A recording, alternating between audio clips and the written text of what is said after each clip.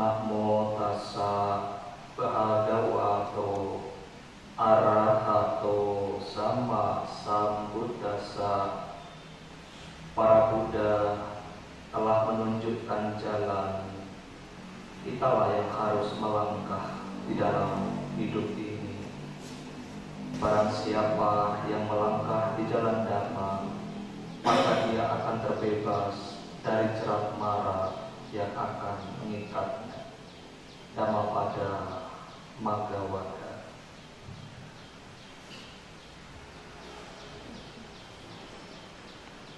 Kepada Rama Ramani Pandita, pimpinan Puja Bakti yang saya hormati, kepada Upacarika, Upasaka, Upasika, Bapak Ibu, Saudara-saudari sedama yang saya hormati, dan yang semua terkasih di dalam Dhamma, terimalah salam anjali neta dari saya, Sotehotu. Namo Buddhaya. Bapak Ibu, Saudara-saudari yang berbahagia,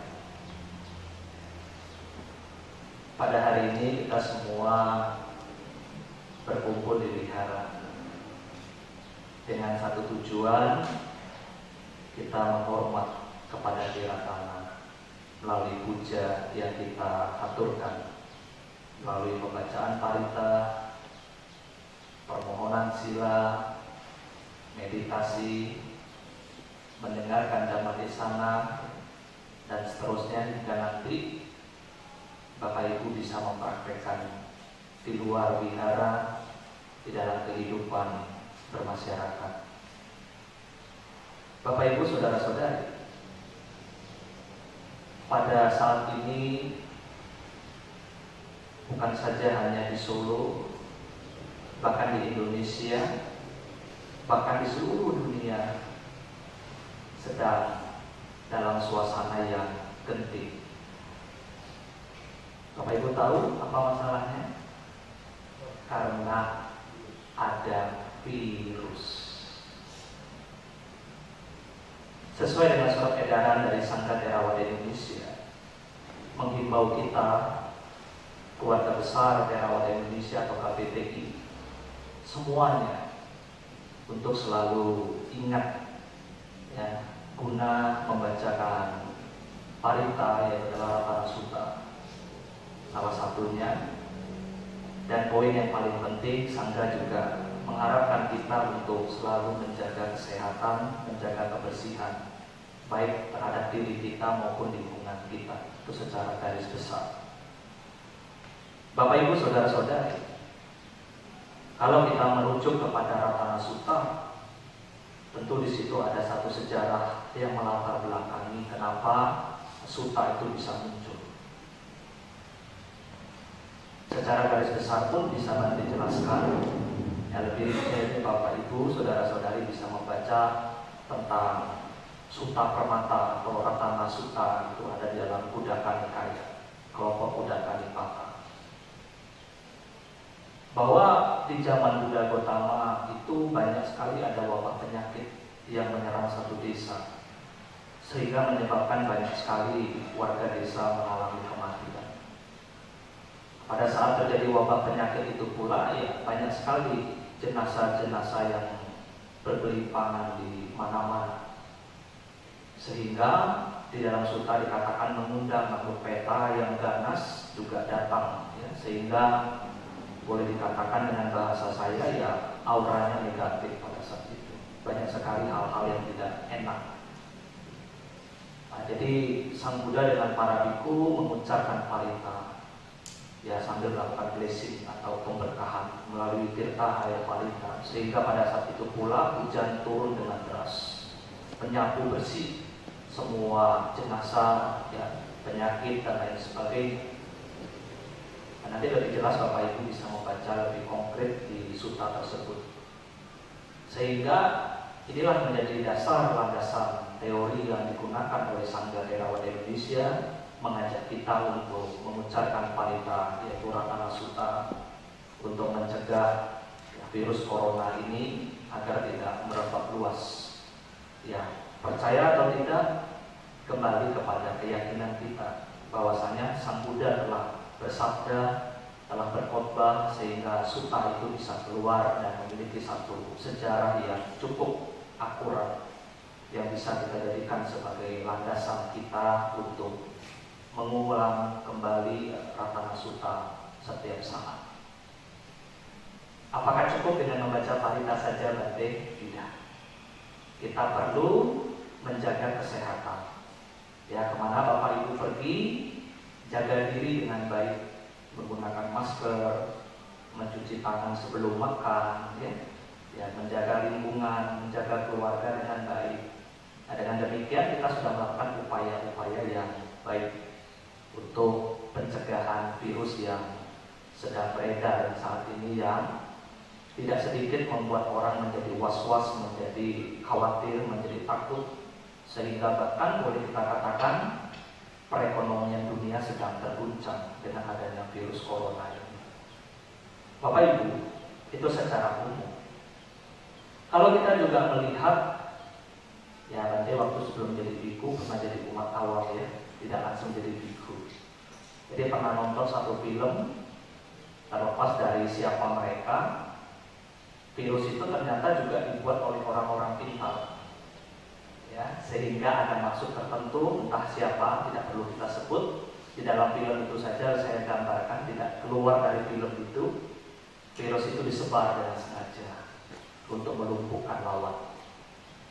Tetapi tentu virus yang dibuat itu ada obatnya, ya, cuma ya terlepas dari perkara apapun yang terjadi, masalah politik tidak penting dibicarakan, tidak masalah. Yang mungkin Bapak Ibu nanti bisa buka internet, ya, bisa baca-baca. Artinya apa? Penyakit apapun yang terkadang dibuat oleh manusia dengan maksud dan tujuan yang tidak baik, sehingga berdampak kepada banyak orang. Nah, Bapak Ibu sekalian, di luar daripada virus yang kita tahu, ya, sebelum-sebelumnya juga banyak virus-virus yang sebelum adanya virus corona ini, ya. Sehingga kadang-kadang kalau kita kembali ke dahulu kala, ini juga bisa membuat kita cemas, ya. Virus apa Bapak Ibu yang dulu, ya? Virus SARS, ya, dan seterusnya. Jadi kalau kita melihat virus-virus sebelumnya juga, ya ada sebenarnya. Nah, terlepas daripada virus-virus yang kita bicarakan inilah, ini menyerang siapapun imun tubuh yang lemah, dan memang mereka yang tidak menjaga kesehatan. Nah, kalau kita bicara pada hari ini, tema kita adalah tentang virus batin. Seru, ya, virus batin. Bante ingin mengkorelasikan antara virus corona dengan virus batin. Sebenarnya kalau kita bicara masalah virus corona, virus-virus di luar daripada batin kita, itu memang sebuah penyakit, atau memang yang diciptakan, akhirnya menyerang diri kita. Tetapi Bapak Ibu jangan pernah khawatir. Di dalam sutta-sutta pun Sang Buddha katakan, barang siapa yang memiliki kapasitas kebajikan yang besar, mereka selalu menanam kebaikan, selalu mengucapkan parita-parita suci dengan penuh keyakinan, moralitas yang baik, gemar bermeditasi, maka segala penyakit apapun akan sirna. Bapak Ibu pernah baca parita itu? Ada, ya? Bapak Ibu boleh cross check di parita-parita. Selalu Sang Buddha mengatakan, berkat kekuatan parita, berkat kekuatan parita, berkat kekuatan parami kebajikan kita, kita bisa menghalau segala hal yang tidak baik. Berarti apa Bapak Ibu sekalian? Di sini kita perlu meningkatkan sila kita untuk lebih baik lagi. Banyak berbuat kebajikan. Ibaratkan kita membangun benteng di dalam diri kita. Kalau benteng kita tidak ada, benteng kita lemah, pagar kita rapuh, ya, kita akan mudah diserang oleh musuh. Bagaimana membangun benteng ini, Bante? Membangun benteng itu dengan berbagai cara. Yang perlu Bapak Ibu jaga supaya virus batin tidak masuk ke dalam diri manusia. Kalau kita katakan virus corona, suatu kelak nanti atau mungkin bahkan sekarang sudah ada obatnya. Bisa dilakukan pencegahan, bahkan pengobatan melalui medis. Tetapi sekarang pertanyaannya adalah virus batin. Bagaimana cara mengobatinya nanti? Justru virus batin inilah Bapak Ibu yang harusnya kita takutkan. Bukan berarti Bante mengajarkan Bapak Ibu jangan takut dengan virus corona, bukan, ya. Tetapi Bapak Ibu, mengubah mindset supaya Bapak Ibu tidak berkutat di dalam ketakutan saja, kekhawatiran terhadap virus ini. Nah, contoh Bapak Ibu tidak usah terlalu jauh sebelum saya masuk ke kategori bagaimana kita menjaga supaya kita tidak terkena virus batin. Contoh dalam satu kasus kejadian misalkan boleh saya gambarkan tukang bangunan. Tukang bangunan sedang mengerjakan sebuah bangunan. Pada saat itu entah bagaimana konstruksinya kurang baik, bangunan itu roboh. Apakah semua tukang bangunan itu ada yang mati, meninggal? Tentu ada yang selamat dalam kejadian itu. Nah, kita gambarkan saja, selama seseorang itu masih punya parami kebajikan, amal baiknya masih melindungi, maka orang tersebut selamat dari malapetaka maupun mara bahaya maupun penyakit yang mematikan sekalipun. Sehingga ibaratkan kalau Bapak Ibu memiliki kapasitas kebajikan yang cukup, yang baik, maka Bapak Ibu tidak perlu takut dengan virus corona. Yang penting di luar itu Bapak Ibu menjaga kesehatan dengan baik, menjaga pola hidup yang baik, menjaga lingkungan dengan baik, menggunakan anjuran-anjuran dokter yang disarankan, ya bagaimana kita bisa terhindar dari virus corona. Bapak Ibu sekalian, kita kembali ke dalam virus batin. Nah, kalau kita berbicara masalah virus batin, maka ada beberapa hal yang perlu kita cegah masuknya virus-virus itu. Dari mana saja Bapak Ibu sekalian, saudara-saudari? Virus batin itu bisa masuk dari berbagai sisi. Yang pertama dari indera, pikiran kita, ucapan kita, dan tindak tanduk kita. Nah, kalau kita membiarkan pikiran kita ini terus berafiliasi, selalu bersekutu dengan pikiran-pikiran yang jahat, ya kita akan selalu membenci orang lain. Kita akan selalu berpikir negatif tentang orang lain, negatif thinking. Nah, ini bahaya. Kenapa Bapak Ibu? Karena Sang Buddha mengatakan dalam Dhammapada Yamantawagga saya pertama, apa pikiran kita dikotori oleh kebencian, keserakahan, kegelapan batin, ucapan kita kasar, tindak tanduk kita juga kasar, maka sepanjang kehidupan ini sampai di kehidupan yang akan datang kita akan menderita. Seperti roda pedati yang mengikuti jejak kaki lembu yang menariknya.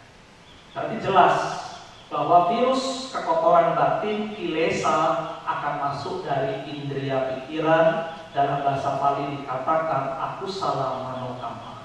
Perbuatan jahat melalui pikiran itu akan terus berkembang. Menderita tidak hanya sekarang Bapak Ibu, bisa membawa sampai kelahiran yang akan datang. Inilah penderitaan yang luar biasa. Kalau virus corona sampai berapa hari Bapak Ibu? 9 hari ya, paling tidak terlihat penyakitnya. Tapi kalau virus batin bisa sampai 1 kelahiran Bapak Ibu, 1 masa kelahiran, bahkan kelahiran yang akan datang terus. Ini virus yang lebih berbahaya yang mana? Corona atau batin? Yang mana? Batin ya. Kita sudah terhitung berapa juta kali Bapak Ibu lahir, meninggal, lahir, meninggal. Tapi kita pernah takut tidak dengan virus batin? Terkadang-kadang lupa ya bahwa kita sedang diserang oleh virus sebenarnya. Bapak Ibu, saya hanya sekedar ingin meringankan mindset kita bersama supaya kita tidak dihantui dengan virus corona yang marak terjadi saat ini. Kita harus melihat ada virus yang lebih berbahaya, yaitu adalah virus pikiran. Pada saat pikiran kita kotor, pikiran kita berafiliasi, bersekutu dengan keserakahan, kebencian, dan kebodohan batin, maka pikiran kita ini akan jahat, pikiran kita ini akan dipenuhi dengan hal-hal yang serba tidak baik. Sang Buddha memberikan solusi di dalam Dhammapada Yamantawagga ayat kedua. Apa solusinya? Apabila pikiran kita dipenuhi dengan cinta kasih dan kasih sayang, ucapan kita dengan lemah lembut, tindak tanduk kita penuh dengan kesopan santunan, maka sepanjang kehidupan ini sampai kehidupan yang akan datang kita akan bahagia. Seperti bayang-bayang tidak akan pernah meninggalkan bendanya. Artinya Bapak Ibu, mari kita jaga pikiran kita. Jangan biarkan virus menyerang pintu indera pikiran kita. Kadang-kadang kita melihat, kita menganggap remeh pikiran kita, padahal pikiran ini sangat berbahaya. Bapak Ibu Bante mau tanya, kalau orang stres itu makannya banyak atau sedikit? Banyak ya. Kadang-kadang secara umum selera makan turun. Karena apa? Ada rasa kesel, benci. Ngambil piring mau makan, lihat di piring ada muka musuhnya, nggak jadi makan. Ya kan? Nah inilah sebagai sebab bahwa ternyata membenci itu tidak enak. Bapak Ibu, orang yang membenci kira-kira tidurnya nyenyak atau tidak? Enggak ya, kadang-kadang sudah balik sana, balik sini, tidak tidur-tidur, padahal ngantuk. Karena pikirannya sedang stres, sedang tertekan, mikirin hutang gimana cara bayarnya. Bapak Ibu sekalian yang berbahagia, ternyata dari hal-hal itu sajalah para pakar medis termasuk para kedokteran menyimpulkan bahwa stres itu muncul akan mengakibatkan sakit mah dan asam lambung menjadi tinggi. Nah ini berarti sudah sejalan dengan ajaran Buddhis, bahwa pikiran yang kotor, pikiran yang dipenuhi dengan kejahatan, maka akan berdampak pada kesehatan. Bapak Ibu pengen umur panjang? Pengen sehat? Jaga pikiran dengan baik. Kalau pikiran kita sehat, otomatis semuanya sehat. Tidak perlu umur panjang kalau sakit-sakitan. Nah, umur panjang boleh dengan catatan harus sehat. Itu Bapak Ibu sekalian. Kunci sehat itu gampang, jaga metabolisme dalam tubuh, imun dalam tubuh akan muncul kalau pikiran kita itu bersih, pikiran kita itu sehat. Itu kata kunci yang pertama. Bagaimana virus bisa masuk dari pikiran? Kita harus cegah gerbang indera pemikiran kita dengan selalu waspada, mengembangkan sati, ya, mengembangkan perhatian dengan penuh. Nah, setelah itu Bapak Ibu yang berbahagia, indera yang kedua yang dimana virus bisa masuk adalah dari ucapan. Saya tidak menyebutkan siapa, cuma saya tadi malam baca, kemarin juga baca. Banyak sekali orang-orang yang berbicara di depan umum yang menebarkan paham-paham yang sifatnya merusak dan merugikan banyak orang. Maka pepatah Indonesia mengatakan mulutmu adalah harimau. Sehingga bagaimana kita berbicara jangan sampai menyakitkan perasaan orang lain. Bagaimana kita berbicara harus memiliki kaidah, norma-norma, aturan yang dimana kita melihat tradisi budaya setempat. Karena orang Jawa misalkan dengan orang di Kalimantan boleh kita katakan berbeda budaya, berbeda tradisi. Bagaimana orang Jawa dengan orang Sumatera juga beda budaya, beda tradisi. Sehingga bagaimana bumi dipijak langit dijunjung di sana, budaya dihargai, tradisi dihargai, agama apapun yang berkembang di tempat itu pasti akan diterima dengan baik. Sehingga Bapak Ibu sekalian, memang kadang-kadang kita berbicara masalah lidah tak bertulang inilah yang agak sedikit repot. Karena apa? Kadang-kadang orang senang berbicara, karena saking enaknya berbicara, lupa bahwa ada orang yang tersakiti hatinya. Nah inilah yang perlu hati-hati dalam berbicara. Maka pentingnya ilmu komunikasi, bagaimana kita bisa berkomunikasi dengan baik. Maka kita harus menjaga ucapan dengan baik. Maka Sang Buddha mengatakan, apa Bapak Ibu ada yang tahu? Subhasita cakya waca. Ada ya di Manggala Sutta ya Bapak Ibu ya. Bagaimana berbicara itu indah, tertata dengan rapi, tidak menyakiti, tidak mengandung unsur kebohongan, tidak menebarkan fitnah, berita hoax. Sehingga apa? Sehingga orang lain menjadi takut, menjadi kecewa dengan kita. Bapak Ibu Bante mau tanya boleh ya? Bapak Ibu kalau makan mau yang sehat atau yang tidak? Pilih yang mana? Pilih yang sehat ya? Pilih yang berkualitas ya? Kadang-kadang kita melihat di luar sana, orang-orang semua pasti memilih makanan yang sehat, makanan yang berkualitas, bergizi, bervitamin, berprotein untuk kelangsungan hidup. Tetapi kadang-kadang manusia lupa, dia mau makan yang enak, begitu dikeluarkan dari mulutnya berupa kata-kata dan kalimat terkadang tidak sehat, menyakiti orang lain, ya kan, menebarkan fitnah, menebarkan gosip yang tidak baik. Maka virus yang masuk dari ucapan ini sangat berbahaya. Banyak orang tersakiti, banyak orang yang dipenjara, bahkan banyak orang yang sampai meninggal dunia ribut masalah ucapan yang tidak baik. Maka daripada itu, yang kedua adalah perbuatan buruk yang muncul dari ucapan ini adalah akusala wacikama. Sehingga bagaimana perbuatan-perbuatan yang tidak baik dari ucapan inilah yang perlu kita jaga supaya virus tidak masuk. Ya, dengan cara bagaimana? Bapak Ibu, kembangkan sama wajah, kembangkan ucapan yang benar, hindari kebohongan, hindari hal-hal yang tidak bermanfaat. Dan yang terakhir, bagaimana kita berbicara, yaitu tentang perilaku yang baik. Virus bisa masuk nggak Bapak Ibu dari tindakan kita? Bisa ya, melukai orang, membunuh orang, menganiaya orang, dan seterusnya. Sehingga hal-hal demikianlah harus ada yang namanya sangwara sebenarnya, sapit sangwara, ya, ada yang namanya lagi bagaimana kita memperhatikan tubuh ini dengan baik. Sila sangwara yang memiliki moralitas sebagai landasan dasar pengendalian diri. Bapak Ibu saudara-saudari sekalian, banyak orang yang melakukan kekerasan, tindakan-tindakan arogan karena pikirannya kotor, ucapannya kasar, secara otomatis tindakannya juga brutal. Sehingga ini adalah satu irama senada yang tidak bisa dipungkiri, yang tidak bisa dibohongi. Pikiran orang yang kotor, ucapannya kotor, tindak tanduknya juga kotor.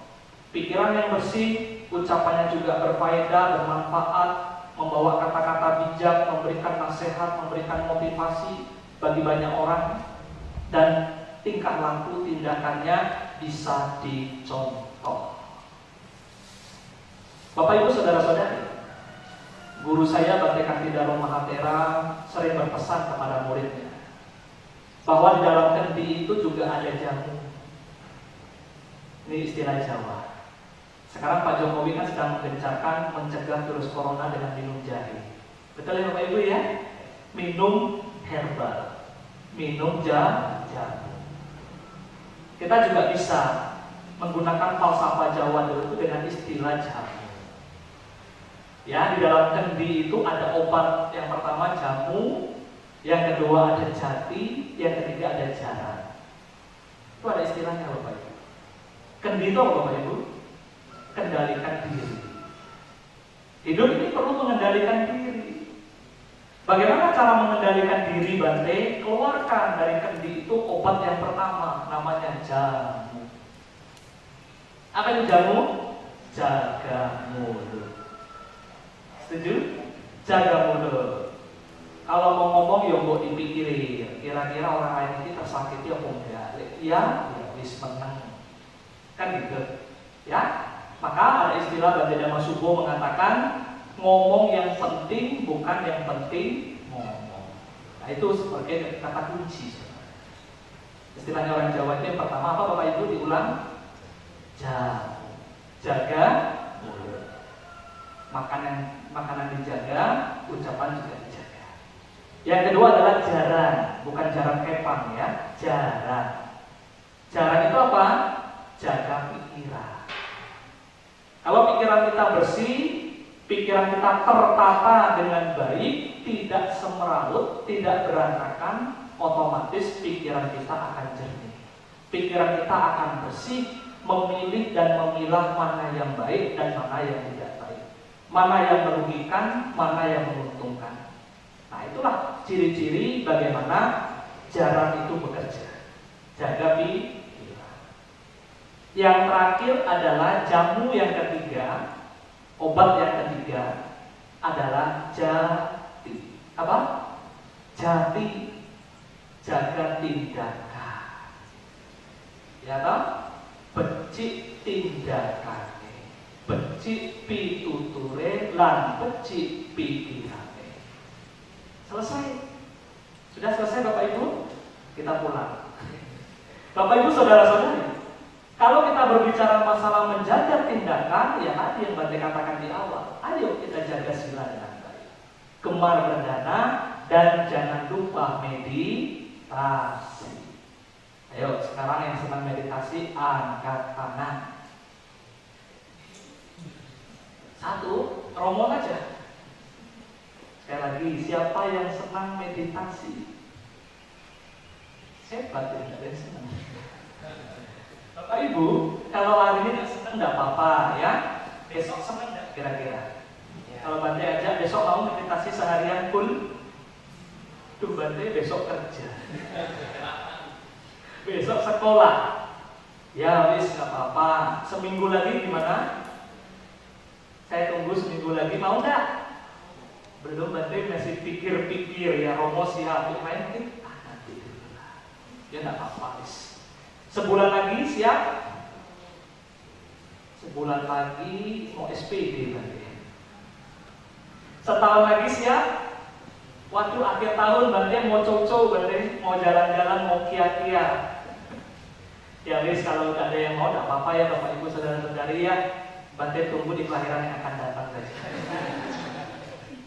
Bapak Ibu Saudara-saudari, meditasi itu sangat membawa dampak yang luar biasa. Tidak harus Bapak Ibu ikut retreat yang sekiranya memakan waktu yang panjang. Bapak Ibu bisa lakukan meditasi itu setiap saat. Contoh pada saat Bapak Ibu berjalan, sadari. Pada saat Bapak Ibu bekerja, sadar. Begitu Bapak Ibu melakukan aktivitas apapun, sadar. Keluar masuknya napas, sadar. Kembang kempis perut, sadar. Dengan demikian, Bapak Ibu sudah mempraktekkan meditasi secara kontinu, pelan-pelan. Sebelum tidur meditasi, pegang perut, kembung, kempis. Kembung, kempis. Nanti kembung nggak kempis itu masuk angin. Ya kan? Nah, Bapak Ibu kalau sudah kembang kempis perut, Bapak Ibu terlelap tidur, berarti meditasinya sukses. Ya kan? Sadarnya kan besok pagi. Nah, Bapak Ibu Saudara-saudari, usahakan Bapak Ibu coba saudara-saudari lakukan ya, trik yang Bante berikan. Malam sebelum tidur coba isi dengan meditasi walaupun hanya 5 menit. Lihat keluar masuknya nafas. Dan Bapak Ibu bandingkan keesokan harinya, apakah tubuh Bapak Ibu fresh atau tidak. Karena apa? Itu kita menjaga alam bawah sadar kita, pikiran kita, sangkara dan sanya kita itu kita pupuk dengan kebajikan, dengan berpikir positif, melihat objek dengan seksama. Nah, nanti Bapak Ibu besok pagi boleh merasakan tubuhnya lebih fresh atau tidak. Tapi jangan sekali ya, kalau sekali tidak terasa, sering-sering. Pagi sebelum aktivitas di atas ranjang, Bapak Ibu duduk 5 menit, 10 menit meditasi. Setelah itu baru mandi dan seterusnya beraktivitas. Nah, Bapak Ibu sekalian yang berbahagia, sebagai kesimpulan yang bisa Bante sampaikan, jangan pernah takut dengan yang namanya penyakit, karena penyakit itu selalu ada di dalam diri kita. Sang Buddha mengatakan tubuh kita adalah sarangnya penyakit, tubuh kita adalah sarangnya kotoran. Penyakit dan kotoran itu ada selalu di dalam diri kita, tapi bagaimana kotoran batin, penyakit batin, virus batin harus kita atasi. Kembali ke dalam Dhammapada yang di awal Bante sampaikan, Sang Buddha telah menunjukkan jalan kepada kita, tergantung kita mau atau tidak melangkah di jalan Dhamma. Barang siapa yang mempraktekkan Dhamma dengan baik, maka dia akan terlepas dari jerat mara yang mengikatnya. Payung tidak akan bisa memberhentikan hujan, tapi payung mampu menuntun kita untuk melewati hujan.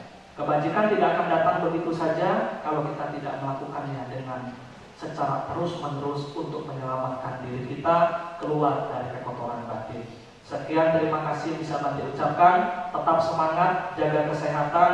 Semoga Bapak Ibu selalu sehat, panjang usia. Semoga apa yang diharapkan, yang dicita-citakan, semoga semua tercapai. Sotihotu Namo Buddhaya.